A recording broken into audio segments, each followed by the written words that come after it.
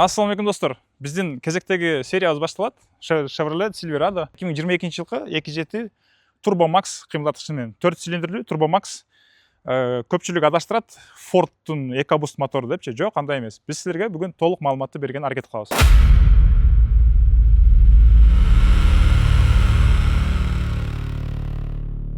Азыр бул машина биз дос балабыз Ошко шашылып чыгып аткан эле бери тур машинаңды обзор кылалы деп сурандык. Так что сырты кир.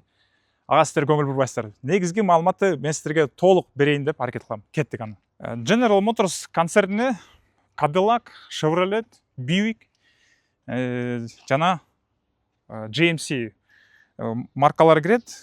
Бул Chevrolet'тер ошолордун арасынан эң арзан, мындай оснащениясы боюнча мындай жөнөкөй, карапайым калкка чыгарылган автоунааларды Америкада өздөрүнүн кардарына сатып келет. Мен бул машинаны сиздерге бүгүн сунуштайм. Себеби жана Сымбыкчы Жапкеев айтмакчы, кыргыздардын ойлогонгон эле 4.7 же болбосо 5.7 Lexus'ка сиздерге альтернатива. Средство передвижения деп эле коеюн, бул инструментальный пикап, внедорожник. Буну деген клиренси бийик болот, бул кабинасы бар, ичи кенен, артына 3 киши отурат, астына дагы 3 киши отурса болот. Жана артына жүк салып алганга дагы мындай борту бар. Портер айдагандар силерге салам жолдойт бул машина. Узундугу, жалпы узундугу 5 метр 80 сантиметр и дөңгөлөктөрдүн размери 275-60 20 размердеги бийик болгон. Булар высокий профиль болгондугу үчүн булар жумшак болот. Анан передний независимый подвеска арты жүк көтөрүмдүүлүгүнө жакшы болуш үчүн рессорный листтерден жасалган. Достор, бүгүнкү YouTube каналыбыздын чыгарылышынын демөөрчүсү өзүнүн атамекендик өндүрүштөн чыккан Gloss автохимиялары. Биз буну 4 жылдан бери чыгарып, атамекендик базарларда сунуштап келебиз. Сапаты өтө мыкты. Базарлардан ушуларды көрүп калсаңыздар, коркпостон алып колдонсоңуздар болот. Атамекендик өндүрүштү колдоп кетиңиздер, достор. Мисалы үчүн бул дөңгөлөк караткычтары силикондун негизинде 1-10 күн же биринчи жамгыр жааганга чейин эффект берет. Панелдерди полиролдоочу каражат, бунун тоже молочко деген силикону эмульсиядан жасалат. Бунун сырыөлөрүн биз атактуу Италия өлкөсүнөн ташып келебиз. Муну чачып, мынтип сүйкөп койсоңуздар, панелдин бетин бул глянцевый болуп жалтыратпайт тилекке каршы, но глянцевыйга караганда бунун эффектиси пленка болуп кургап калат. Кийин уже чаң отургандан кийин деле кайра кургак трапка менен ачып койгонго жетиштүү эле. Салон тазалагыч, химиялык тазалоочу каражаттарыбыз бар. Буну үй шартында үйдөн ашкана эмеректерин, үйдө бут кийимдерди, тряпкадан болгон нерселерди тазаласаңыздар болот. Бунун дагы өзгөчөлүгү кислотно-щелочной средасы нейтральный болуп жасалгандыгына байланыштуу. Пластиктик элементтерине кожа болобу, тряпка болобу, велюр, винил баардык универсалдуу каражат катары эсептелинет. Бул пластикке тийгенде бул структурасын өзгөртүп, пластиктерди агартып салбайт. Мындай болгон кирлерди, тетиңге кычыктагы калып кеткен чаңдардын бүт баарын бул тазалайт. Кожа болобу, пластик болобу, эч кандай коркпостон муну тазалай бересиңер, достор. Мынакей. Универсалдуу тазалоочу каражат. Азыр бул салыштырмалуу бул таза эле автоунаа экен, бирок видеого силерге канчалык результаты көрүнөт. Мен өзүм көрүп турган үчүн мага аябай бир эффект берип атат. Ошо, атамекендик өндүрүштү колдоңуздар, алыңыздар, колдонуңуздар, жыргаңыздар. Чет өлкөдөн бизге 90% отургучтары Булгариядан жасалган автоунааларга бул нерсе сөзсүз түрдө керек. Себеби дегенде биздин Кыргызстандын климаттык шартына иштелип чыгарылган, өзүнүн лабораториядан ультрафиолет бизде аябай көп болгондугуна байланыштуу. Бунун составында SPF присадкалар бар. То есть буну кожаный сиденьяларга чачып, ар дайым колдонуп жүрө турган болсоңуздар, кожаный сиденьясынын структурасын жумшартып, увлажнять этип, орусча айтканда, анан буну кожаларды прочный кылат. Эгерде бир тыйын же болбосо ачкычтарды калтырып үстүнө билбестен отуруп ала турган болсоңуздар, кургап турган кожа деформация алып, же айрылып, же чукулуп калат. Ошондой кылгандан бул алдын ала сактайт, достор. Достор, ушул биздин өндүрүштү колдосоңуздар, биздин кийинки чыгарылыштарыбыз дагы мындан да кызыктуу, мындан да пайдалуу болуп чыга бермекчи. Ram TRX деле ушундай, Ford F150 деле ушундай пикаптары. GMC Chevrolet'in бардыгы пикаптары ушундай. Жада калса Кореядан келген бизге Rexton Sport'tor деле арты рессор болот. Ал инженердик көз карашта караганда бул жүк көтөрүмдүүлүгүнү ашырыш үчүн инженерлер ушундай чечимге барган. 115 жыл тарыхы бар автоунааларды чыгарат Chevrolet. Знагы Луи Chevrolet өзү Швейцариянын жараны болгондугу үчүн, мурдагы жаранды, кийин Америкага миграция менен барып калган Луи Chevrolet өзү значогун тандаганда ошо Chevrolet'тин белгиси Швейцариянын желегине окшотуп ушинтип жасалган. Дагы бир булактарда айтылат, Chevrolet компаниясынын негиздегендердин бирөөсү французский бир гостиницага келип, обойдон ошол крестик болгон эмени көрүп калып, ошону анан өздөрү жасаган автоунаага логотип кылып ошону койгон деген дагы маалыматтар бар. Chevrolet негизи 1975 жылы SK деген жанагы пикаптарды чыгарып келген. Silverado деген булда мурда комплектация болгон да. Silverado депчи. Кийин уже 2009 жылдан бери булар уже Silverado деп отдельный бир пикапты чыгарып башташты булар.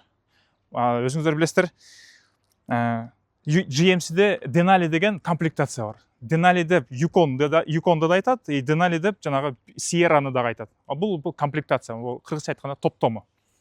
Ошондой сыяктуу эле Silverado мурда SK деген Chevrolet компаниясынан чыккан пикаптардын комплектациясы болгон, самый максимальный комплектациясы. Бизге азыр Chevrolet'тин Taho'лорунун High Country деп коет, вот ошондой сыяктуу эле. Капоттун астында кыймылдаткычтары 4 түрдүү мотордо ушул жылы чыккандарыначы. 2.7 Turbo Max 310 аттын күчү, 583 ньютондо коленвалда. Анан 5.3 355 аттын күчү бар. Анан 6.2 Ecotec 3 420 аттын күчү болгон кыймылдаткычтар менен булар болот. Булар баары V8 үлгүсүндөгү 5.3 менен 6.2лер V8 үлгүсүндө, ал эми 2.7 болгондо катарынан 4 цилиндрлүү 2 турбина менен, твин турбо менен жабдылган кыймылдаткыч. Бул өзүнүн жүрүшүнө аябай ыңгайлуу. Кыргыздар үчүн именно ушул моторду мен сунуш кылам. Себеби дегенде биз американецтерге окшоп лодкаларды сүйрөбөйбүз, 3,5 тоннадан ашык болгончу. Вот самый экономичный шаар ичинде азыр 15-16 литр ичкен режим старт-стоп менен өзү ушул моторду көрсөңүздөр болот. Анан 3 литр Duramax деген дагы Isuzu компаниясы менен чогуу биргеликте иштеп чыккан дизельный 305 аттын күчү бар эме бар, кыймылдаткычтары бар. Алары бирок бизде шаарда аз эле.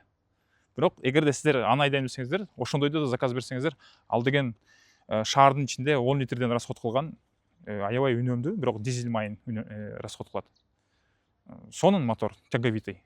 Аны менен даже крутящий момент чоң болгон үчүн прицеп сүрөсөңүздөр дагы болот. Бул деле прицеп сүрөйт, бирок 2,5 тоннага чейин прицептерди сүрөп, тоо ташка чейин чыксаңыздар болот. Перевалга аябай жакшы, атмосферный турбированный мотор болгондугу үчүн кислородный голодание, суу ысып кетти деген эмелер жок. General Motors'тун инженерлери буга аябай жакшы эме кылышкан. Жаптым. 2.7 Turbo Max жана 5.3 V8 атмосферный болгон кыймылдаткычта буларда 8 ступкалуу автомат коробкалар менен жабдылган. Ал эми 6.2 болгон атмосферныйларда буларда уже 10 ступкалуу жаңы типтеги коробкалар менен жабдылган. Ичи-кенин пикаптарды карасаңыздар, Chevrolet'ти карасаңыздар, бул эң арзан варианттары да. Бир аз комплектациясы мындай богатыйраак болгондору булар GMC болуп кетет. Cadillac'тар булар пикаптарды чыгарбайт. Avalanche деген дагы бар. Азыр ал производствода чыкпаса керек. Эгерде ким билсе, ошонун маалымат катары силерден суранып кетем, комментарийге жаза кетиңиздер. GMC bundan оснащениялары, опциялары бир аз кымбатыраак, мына сиденьялары кожаный болуп кетет. GMC Sierra'ларчы. Вот, Chevrolet'тики мыналары азыр отургучтары комбинированный, бул жерлери эко кожадан, мына отургучтары болсо мына тряпочный эле. Ford Motor Company деп коет. Америкада өзү 3 автогигант бар да. General Motors, Ford Motor Company и жана Stellantis деген бар. Stellantisке өтө көп бренд карайт. Мисалы үчүн Jeep, Ram, Dodge, Merda деген Dodge деген Ram деген Dodge'ка карачу, азыр Dodge деле суббренд болуп өзүнчө чыгып кетти. Андан кийин Chrysler, Fiat, Alfa Romeo, даже Maseratti'ден мындай бир аз долясы бар Stellantis'тинчи. Анан жана Citroen, Peugeot Citroen деген Европада ошондой автоконцерн бар, тоже азыр американский автогигантка карап калган ал делечи. Анан өзүңүздөр баарыңыздар билесиздер, Opel бул Германиядан чыккан депчи. Жок, Opel деле контрольный пакет акциясы ушу Stellantis'ке карайт. Vauxhall, Lancia итальянский, анан DC Automobiles деген бар.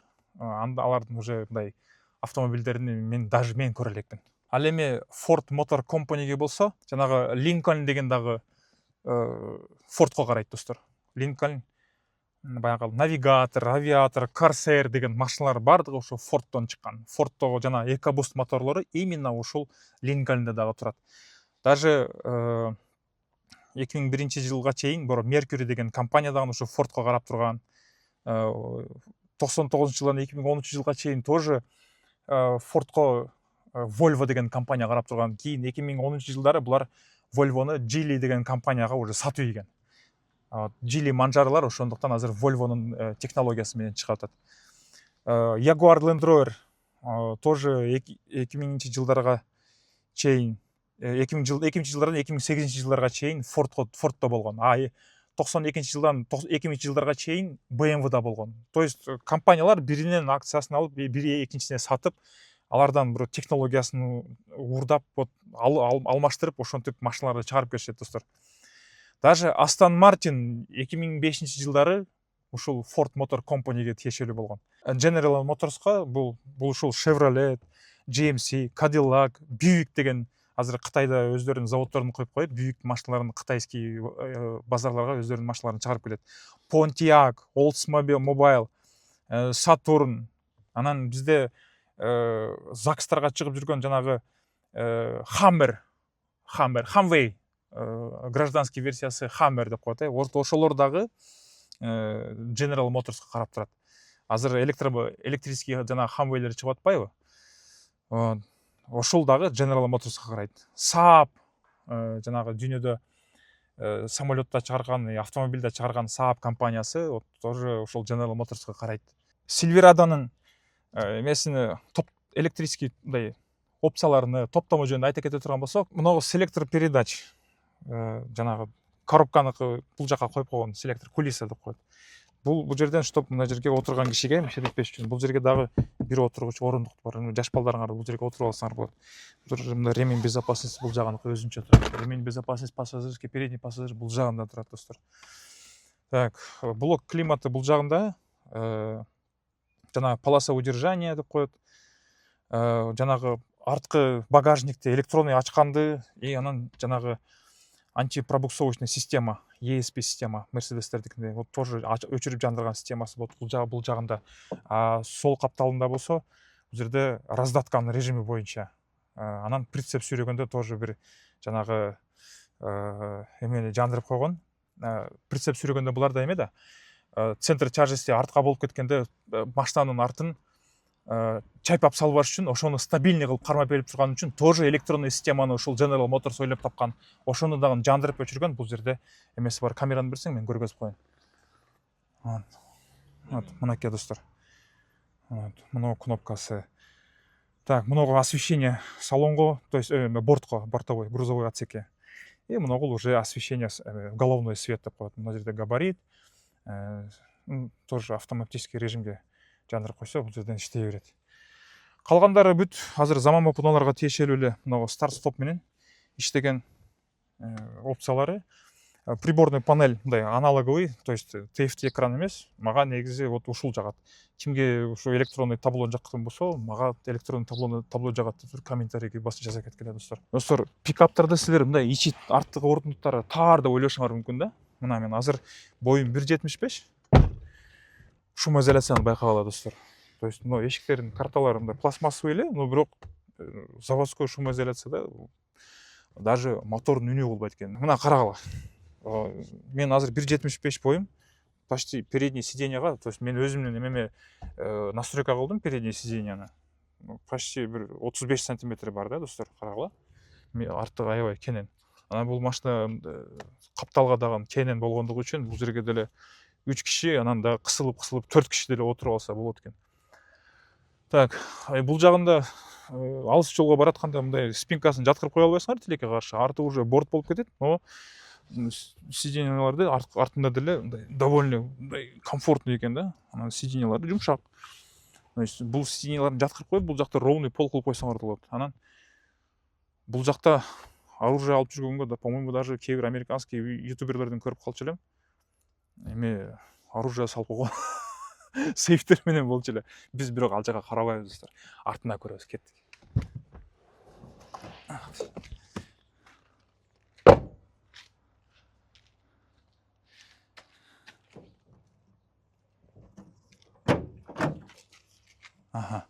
Так, ичинде азыр бул ошко кетет. Биякта жүктөрүн салып койгон, ага көңүл бурбайбыз. Мен просто тягын ачып туруп, эмесин көрсөтүп бергим келип атат. Chevrolet бул мындай арзан болгондугу үчүн арзан эле нерселерден комплектовать этет да, анан баасы жеткиликтүү. Эгерде кимде ким бир жакшы бир дагы мындан да жакшы эме кылам дей турган болсо, жанагы Ram деген бар го, Stellantisке тиешелүү. Ramдин эмелерин алсаңар, бул жерден дагы ачылып, бул жактарга баягы бут коючу эмелер да бар. Даже Ramдердин монол жерлери дагы ачылат. Арткы бөлүкчөсүнө келе турган болсок, жүк ташуучу бөлмөсүнө, достор. Мен боюм 1.75. Мындай алып караганда адамдын кулачы бою менен бирдей да, көрдүңөрбү? 1.75 кайерге келип атат, эмнеге келип атат. Мен азыр бул жака жата турган болсом, башым бул жерге тийип калбайт экен да. Буну эмне үчүн силерге айтып атам? Силер эгерде мындай жайлоого барып кала турган болсоңор, то есть Тоо ташка барып мындай бул жерге палата коюп алып жатып алсаңар деле кыйналбайт экенсиңер да, достор. Грузовой платформасы ушунча болгондон кийин бул чем берки корейский Rexton спорттурга караганда арты бир тоо эле мындай кенен экен. Алардыкы 1.30 болот. Бул 1.75 болуп атат. 45 сантиметрге, 40 сантиметрге узун экенчи. Андан да узунураак нерсени ташыйм дей турган болсоңор, пожалуйста, бул жака уже борттун бул жака түшүрүп коюп, узун нерселерди салып, стяжка менен фиксация кылып алып, жүгүңөрдү ташып эме кылсаңар болот. То есть инструментальный, жөнөкөй, утилитарный, даже могул эмелеричи антикор менен атайын эме кылган. Кир болуп калса, ылай болуп калса, трансбой менен эле жууп койгонго атайын ошондой заводдон чыгарылган. Бул жерге жанагы жүктөрдү фиксация кылган крючоктору бар. Эми бардык эле жеме пикаптарда бар ал нерсечи. Келечекте биз бул ушундай пикаптарга биз андай кемпер деп коет. Өзүнүн буттары менен бул жака коюп, ошол как раз мына крючокторуна стяжка менен фиксация кылып алып ташый турган кылып биз жасайбыз деп атабыз. Тилекке каршы бунда жанагы бул жагында дуга безопасности деп коет, үстүндө экспедиционный багажник, андай шаймандарды коюп болуптур. Бул жөнөкөй көрүнөт экен, жөнөкөй көрүнсө деле мунугу эң башкысы мунугу жүк ташуучу бөлмөсүнүн үстүнө защитасы, чехолу бар экен да. Бул деген аэродинамический сопротивлениени азайтып, жаан чачында ошол жүктөрдү кургак алыс жолго жетип алсаңар болот. Эң керектүү нерсе экен, достор. Кимдин пикабында ушундай жок болсо, опциональный сайттардан карап ушундай заказ берип алсаңар минимум. Өтө пайдалуу нерсе. Чем берки дугага караганда мунугу керек нерсе, достор. Анан бир торговый центрге же бир жерге барып кала турган болсоңор деле, бул жерди ачып туруп, ичине жүгүңөр салып койсоңор, мына жерден замокту бассаңар, бул жагы жабылып кала берет. Зато ичи полноценный жана седандардай эле болуп калат да. Достор, айдаган вообще кайф экен. Биринчи очередь габаритке үйрөнө албадым эле, азыр бат эле үйрөнүп алдым. Анан мындан дагы кичинерээктерин алам десеңер, Chevrolet Colorado деген бар. Кореядан, Дубайдан заказ алсаңар, ал деле өтө сонун машина. Бирок арткы отуруштары аныкы бир аз тарыраак болуп калат. Но ал как Ford Ranger сыяктуу, Toyota Hilux сыяктуу кичиреек болот. Бул уже берки F150дөй, эмедей да, чоң экен да. Бирок бир жерин айтып кетпесем болбойт. Шаарга мындай көчөлөргө бир аз чоңдук кылат экен. Болгон эле минусу ошол. Калган жагы бүт сонун, достор. Америкада бир жылына Ford F сериясы, то есть Ford F150, Ford F250, Ford F350, 450лөргө салыштырганда алар бир жылда 750 миң даана сатат экен. General Motors компаниясы Chevrolet Silverado менен GMC Sierra экөө биригип 900 миңден ашык дана сатышат экен ушул пикаптардычы. То есть чем Ford Motor Company'ге караганда General Motors ушул сыяктуу Silverado 1500 сыяктуу пикаптарды көп сатат экен. Дээрлик миллионго жакын машиналарды сатышат экендерчи.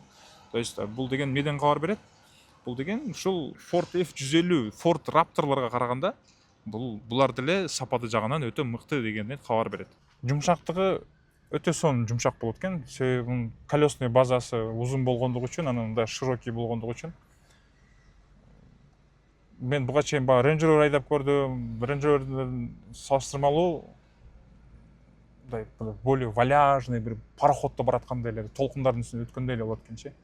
Трассада өзүн аябай жакшы кармайт экен. Мына Южный магистралда айдап көрдүк. Анан тиги Чыңгыз Айтматов проспектисинен алып өйдөгө чыктык. Тилекке каршы жактан съемка кыла албай калдык. Но бирок эмнени айтам? Буну алыш керек экен, айдаш керек экен достор. Кызыксаңыздар болот, карасаңыздар болот. Азыр Дубайдан заказ кыла турган болсоңуздар, где-то бир $30,000 уже под ключ келип түшөт экен ушундай автоунааларчы. Мен силерге кеңеш берем, Duramax 3 литр дизелин алсаңыздар болот, анан жолбосо 2.7. Эми биз жанагы 5.3, 6.2 болгон атмосферный моторлорун алып биз прицеп сүрөбүз. Буларда рамасы ушундай прочный болгон, чтобы прицеп сүрөш үчүнчү. Булар эми ранчодон ранчого чейин бир жанагы айыл чарба иш кылгандар үчүн чыгарылган, иштеп чыгарылган пикаптар да, Америкадачы. Бизге кыргыздарга вот 2.7 менен эле 3 литрден алып келип, растаможкасы деле арзан болот. Ошону алып келип айдай бериш керек. Анан бул моторлордун мен эми форумдарга кирип отзывдарын окугандарым жөнүндө силерге да айтып кетпесем болбойт. Моторлору жанагы гидрокомпенсаторлорда, клапандарчы. Ошого гидрокомпенсаторлору бир аз чарчап калат. Ошондуктан таза май куюп, таза бензин куюп, жыргап айдап жүрөңүздөр. 5.7-ге караганда, 4.7-ге караганда расходу почти 2 эсе аз экен. 60%. То есть алардын 60%-ин бул расход кылат экен. 16 литр шаарда пробкада, а трассада 12 литр, 13 литр бензин жеп атат. Жакшы эмеспи? Артына семьяңды салып алып деле, балдарды чакаңды салып алып деле алыс жолго кетип берсең, жумшак машина, комфорт, чарчатпайт экен. Ошол достор, бүгүнкү ушул чыгарылышка биз ушинтип жыйынтыктамакчыбыз. Көңүл бурган үчүн чоң рахмат. Биздин аракетибизге жакты белгисин коюп, подписаться кнопкасын баса кеткенди унутпагыла достор. Баарыңарга салам алейкум.